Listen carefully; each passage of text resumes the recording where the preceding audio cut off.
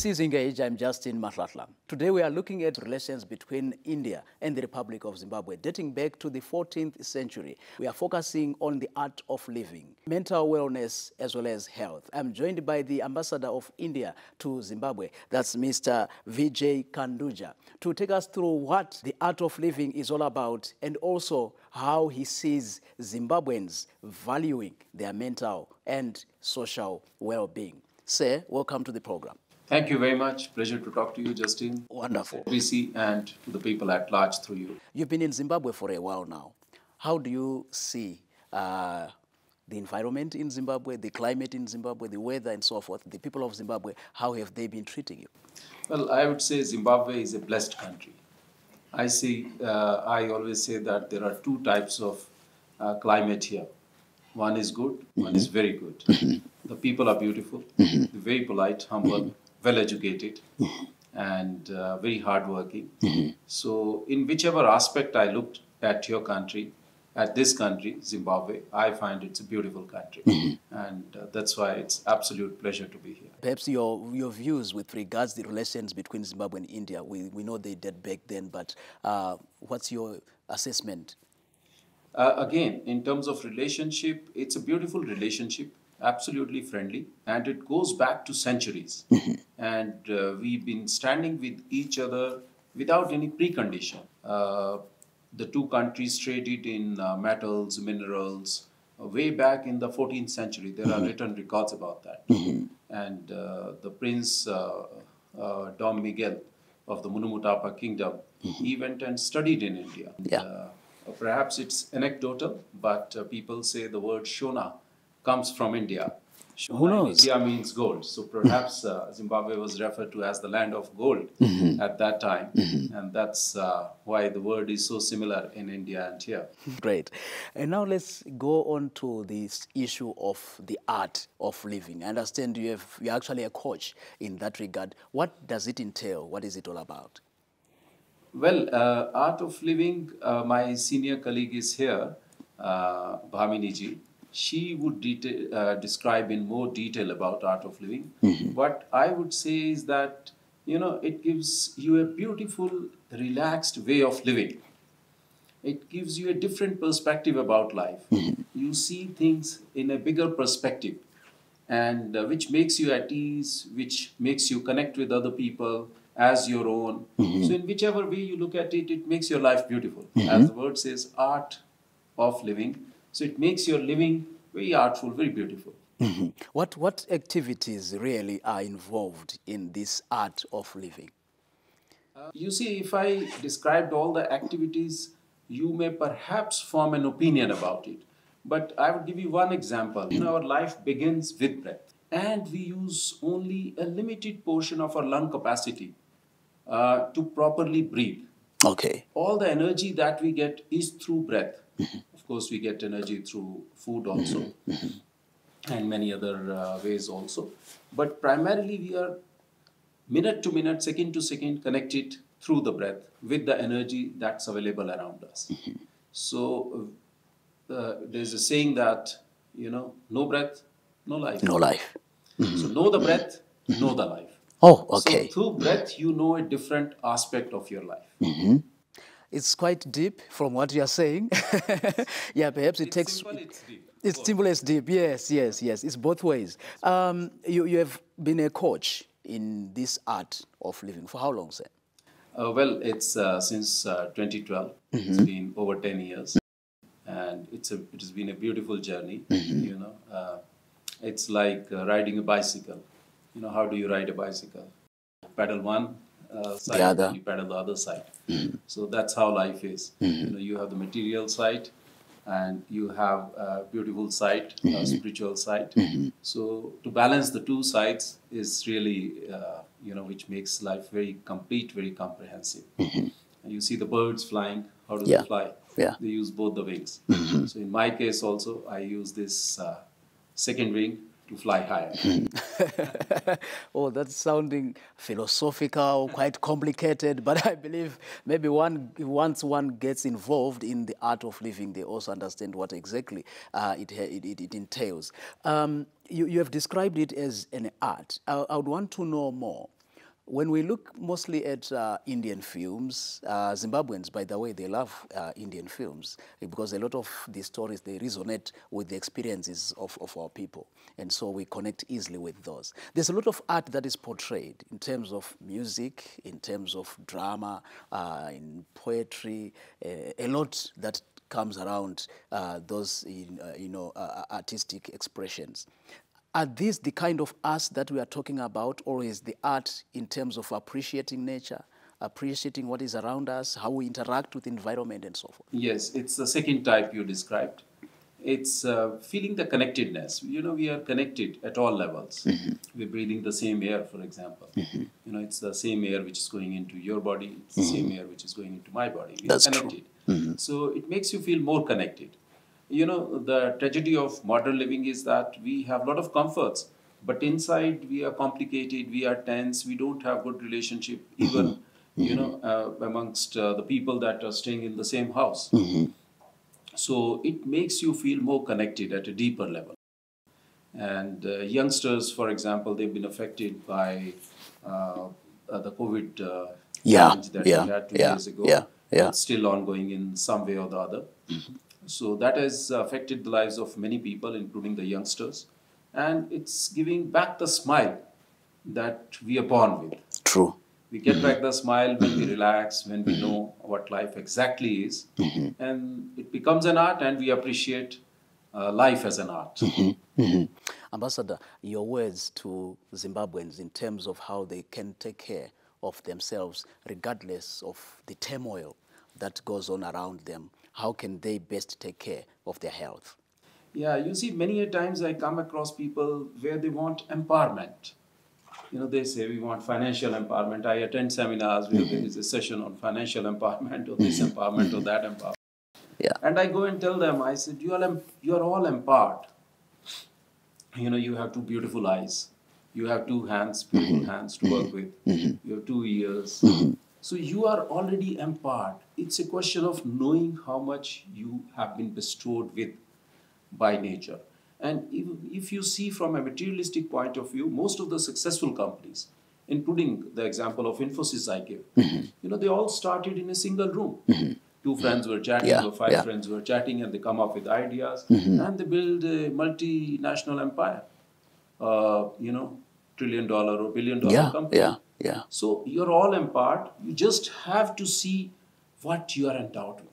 That's it. That's the ambassador of India to the Republic of Zimbabwe, Mr. Vijay Kanduja, talking to us about the art of living, of course, entailing a lot of things, particularly the way we interact with each other, the way we see and value what is in each other, and also the way we interact with what is around us, the environment. In the next segment of this program, I'll be joined by the Africa coordinator at the International Faculty of the Art of Living, that's Ms. Bhamini Chauhan, to look further into the art of living. Join us then.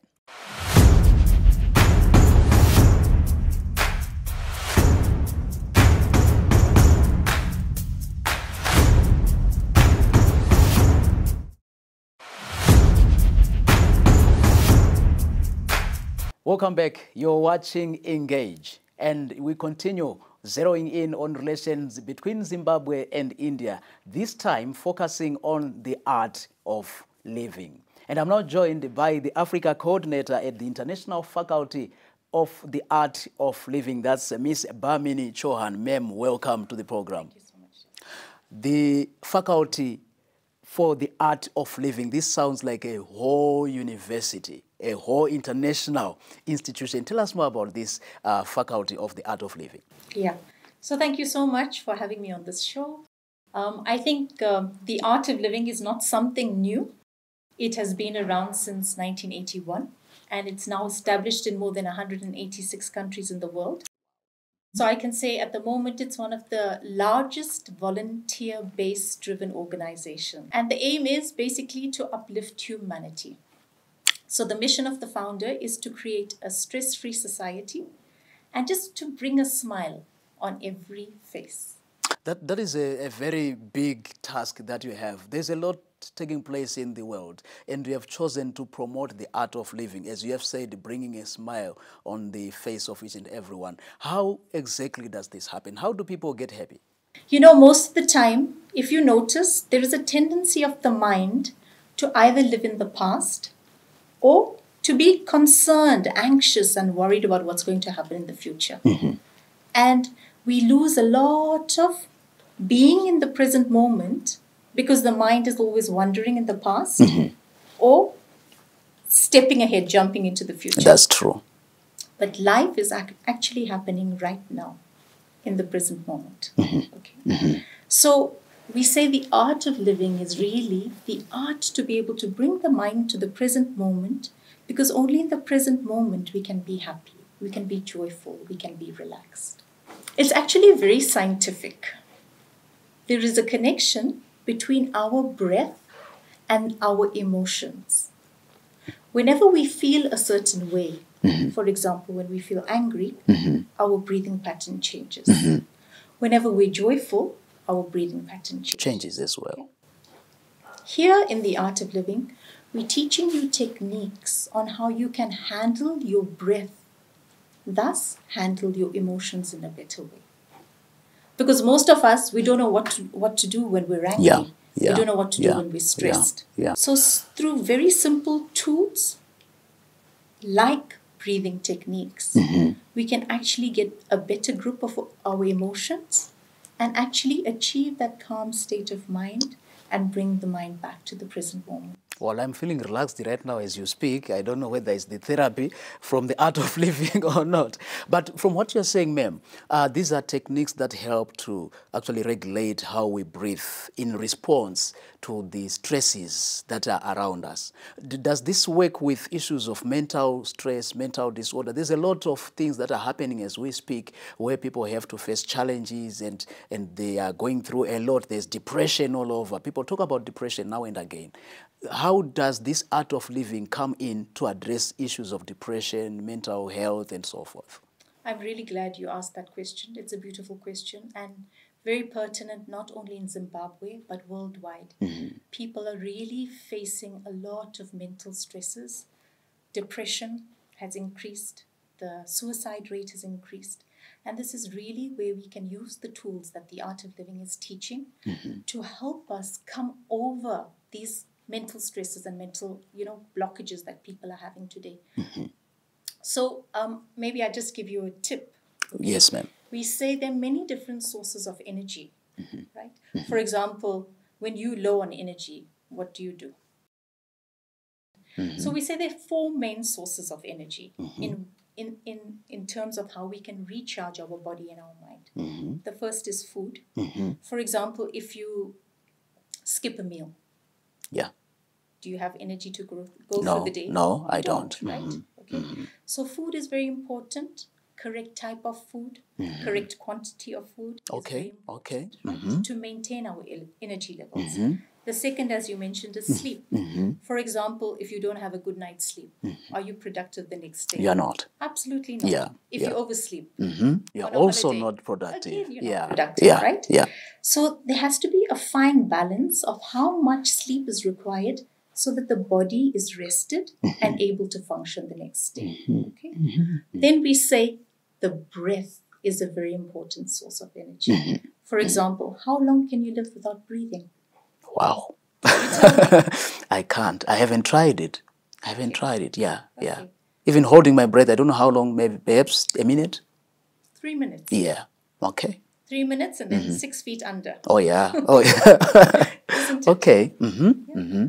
So this is, I can say, something that is neglected.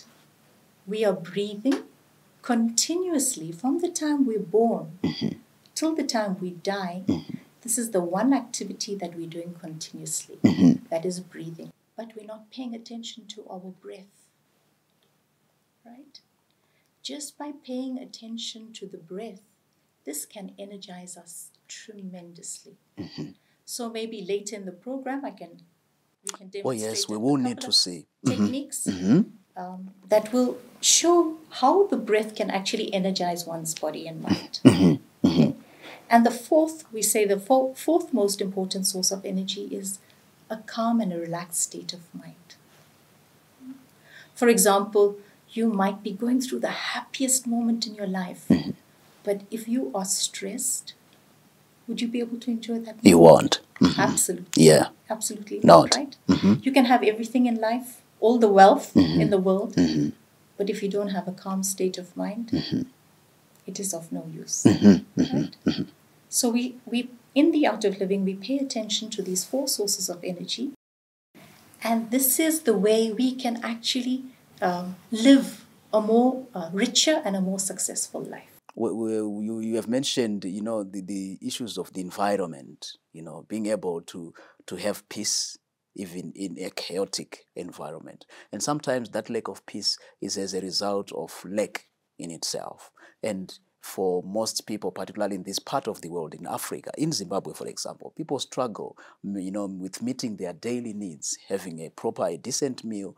You said food is part of the sources of energy that we need to be looking at closely. And then we have these challenges. How can people then balance the needs, the material needs that they have, and this kind of the spiritual aspect of wellness that they should also attain? How do they strike a balance? Yeah.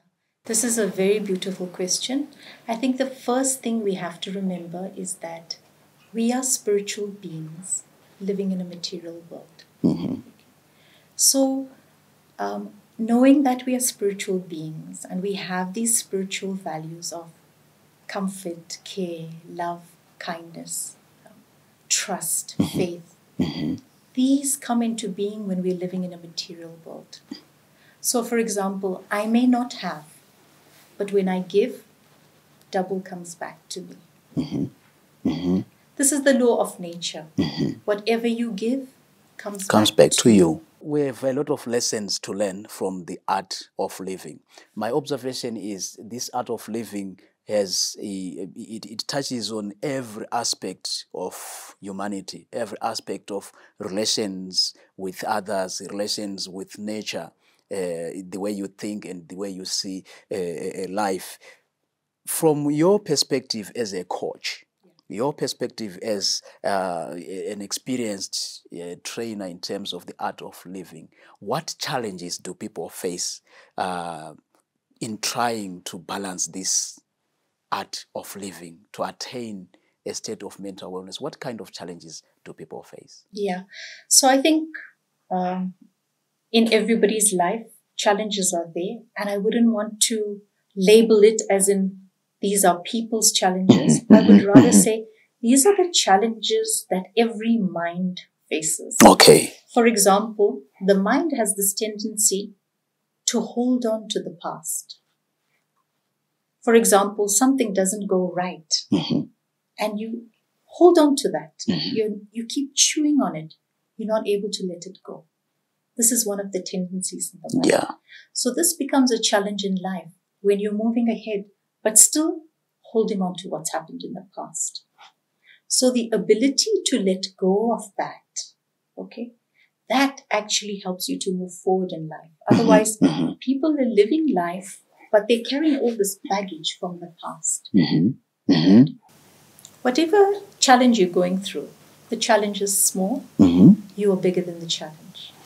Having a positive attitude in life, this is really what helps. Thank you very much. On that note, we will take a break, and when we return, we will discuss more on the art of living. But we are also expecting to actually witness a demonstration from the Africa coordinator at International Faculty for the Art of Living, that's Bhamini Chauhan, showing us exactly what will be taking place if you decide to join in and also be part of the art of living, what exactly will be happening. So we expect that demonstration to come through from our guest here on the program Engage. Join us when we return.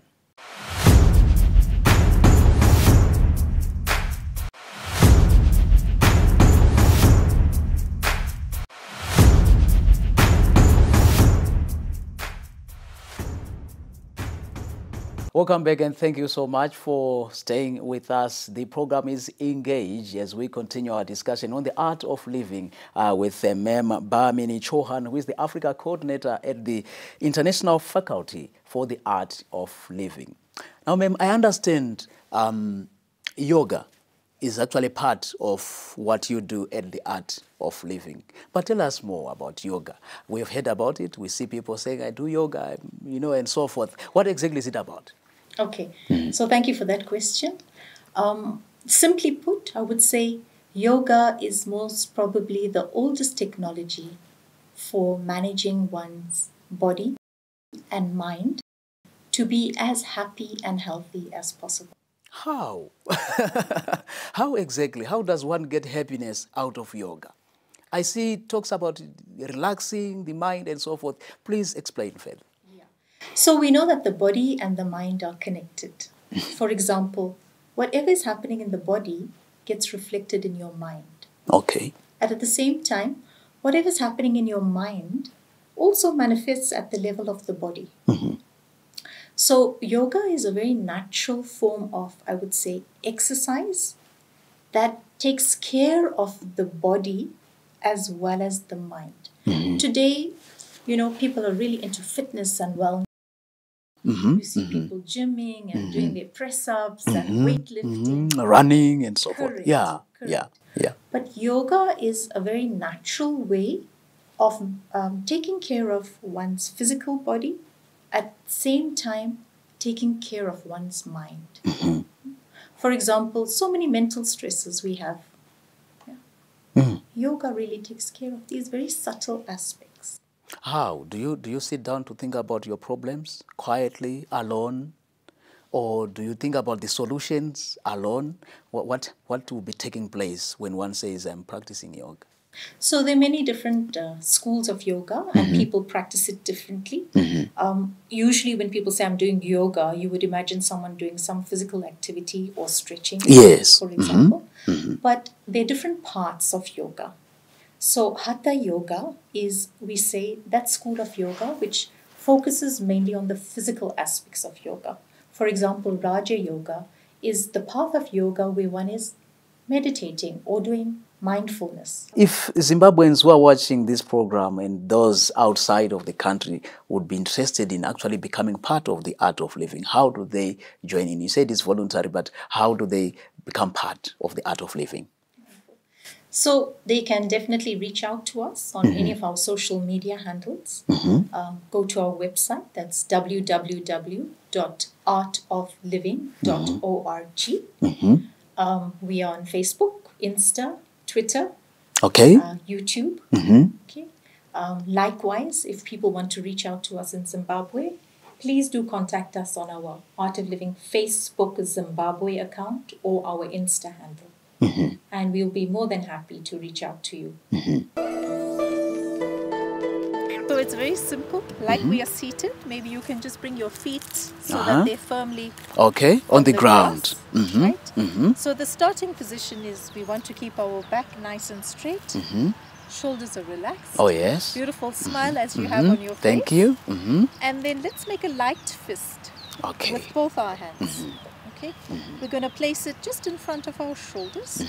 And what Like we're going that. to do is bring our arms up and open out the fists. Like that. Okay? And then slowly bring our arms down, back into a fist. But what we're going to do is we're going to coordinate this movement with the breath. Okay. So as we go up, we're going to breathe in.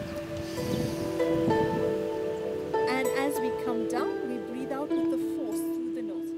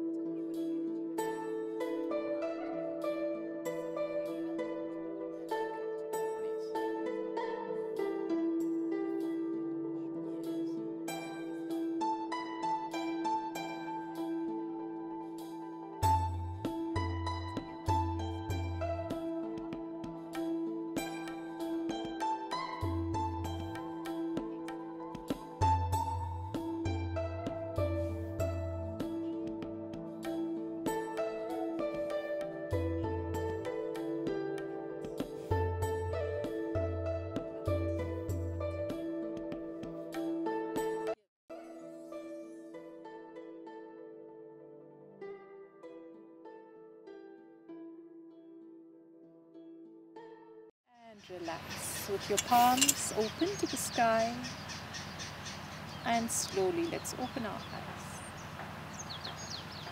eyes. Very excellent demonstration from Ms. Bhamini Chauhan, who is the Africa Coordinator at the Faculty of the Art of Living. We have learned a lot in terms of how we can maintain our mental well-being and knowing fully well that we are empowered from within. That was about the art of living. I'm Justin Matlatla.